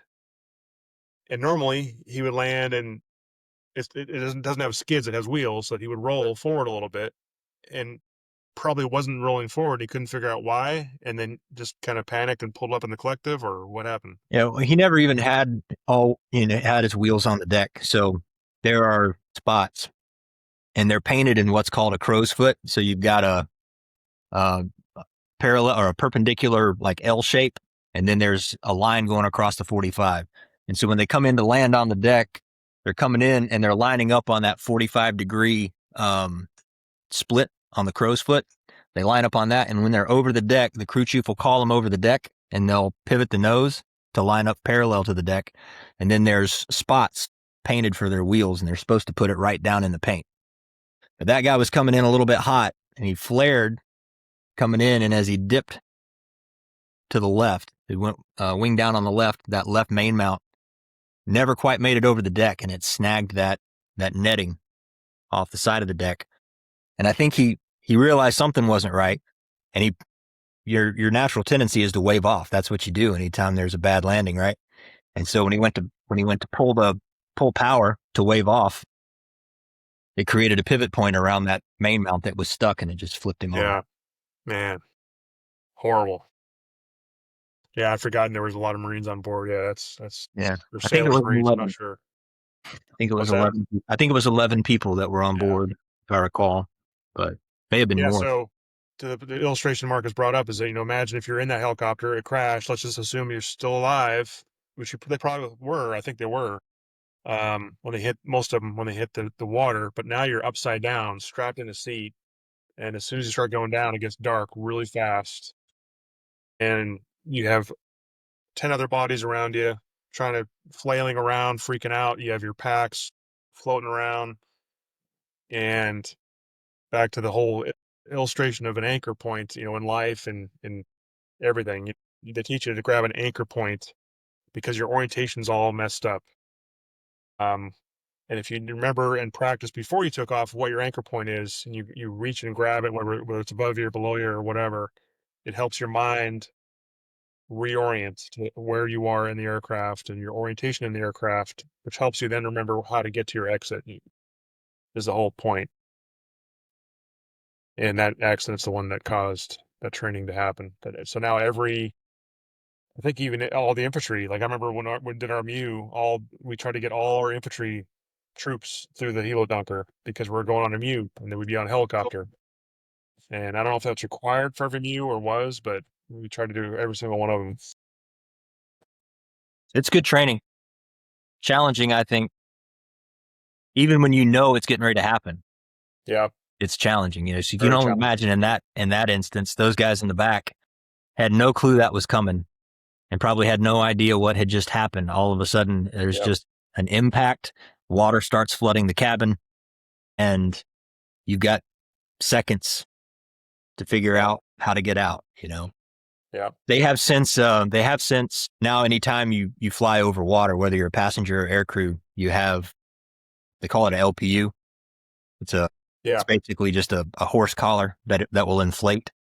But of course, you don't want that to inflate while you're inside the aircraft underwater because that makes it even harder to get out. But also in that is a habit bottle, a helicopter aircrew breathing device, which it's like a small scuba tank, and it gives you a couple of minutes. So it improves your chances, and it's amazing. As soon as you go under, you can get your hands on that habit bottle and take a breath. Right. Your heart rate slows down a little bit. Yeah, you're like, okay. Thinking clearly. I still might die, but it won't be in the next minute. Yeah. I remember I hated wearing that horse collar because it's like against your neck, and it's uncomfortable. But man, if you don't have it and go down, you're going to want it. Yep. So anyway, I'm glad you were able to find that video. It kind of puts into context what we were talking. Yeah, it's pretty cool. So we live in chaotic times. What's that? We live in chaotic times, and without a reference point to guide you through, you're going to drown. I think it's invaluable. I think, the last 5 years or so has really messed up those reference points that have made America what it is. Again, with all our flaws, we worked through it, but we've had a guiding light that we're striving towards, and we've become a better nation over the decades and centuries. And when you start messing with that, with totally new philosophies that we know don't work and haven't worked around the world, but it sounds appealing, which is why it keeps coming up over and over again. It does sound appealing. That's dangerous, man. So we need to, as a country and as churches and as parents and as leaders and men and women, harken back to those values and articulate them, and that's one of the things we're trying to do here is bring up these values over and over again in different ways for ourselves and also for those who are listening to us. So hopefully over time we are somewhat effective at that. Amen. So I gotta get back to my real job here shortly. Me too. Me too. It was good, man. Good conversation. Enjoyed it. Again, I'm looking forward to getting our other co-hosts introduced here soon and getting Pastor Mike back on and to see where it goes. Okay. And I think you're it for the next topic. All right. Do us the favor, unlike John last time when he sprung the topic on us in the podcast. So a couple days in advance, because I know you're going to be prepared for it with notes and quotes, and I got to do some research to be somewhat knowledgeable enough to talk about it. Very good. Looking forward to it. All right, man. All right. God bless. God bless. Take care, brother. Good to see you. You too.